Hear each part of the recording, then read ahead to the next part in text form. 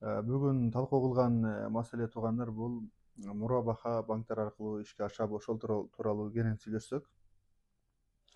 Албетте ишке ашат, анткени бүгүнкү күндө дүйнөнүн болжол менен 50ден ашык өлкөдө бул мурабаха же мындан башка дагы мурабаха сыяктуу ислам шарият принциптерине туура келген сооданын тармактары жүрүп жатат.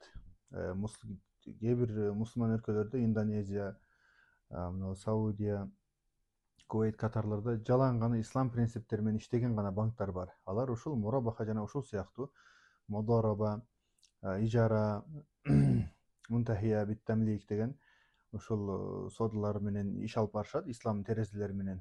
Кээ бирлери мындай аралаш болуп калат. Бизде эми бул нерсе кирип келип көптөн бери же болбосо бир 5 жыл 10 жылдан бери ишмердүүлүгүн жүргүзүп жатат.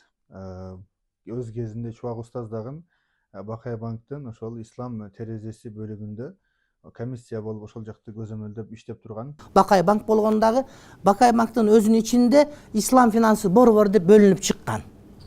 Ошонун бакма бала сыяктуу. Анан барып ислам банк болгонго аракет кылса керек. Ошол жерде биз иштейбиз, шарият советинде. Анан алар деген акчаны берип коюп, анан ислам банк деген бул кайрымдуулук фонд эмес. Ошондуктан бул дүйнөлүк деңгээлдеги чоң аалымдар тараптан бул ошол көзөмөлдөнүп турат. Эми айырмачылыгы чоң. Биз мурда дагы сабактарда айтып өттүк. Арам менен адалдын ортосундагы нерсе бул мындай кичине кылчалык эле нерсе туугандар.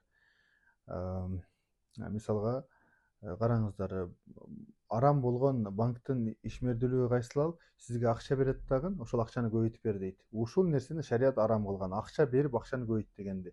Ал эми бизде бул жерде мурабахада сизге товар берип туруп, үстүнө сизге ошол товар сатып, ошол товардын үстүнө кичине пайданы кошуп, ошол товардан пайда көрүп жатат.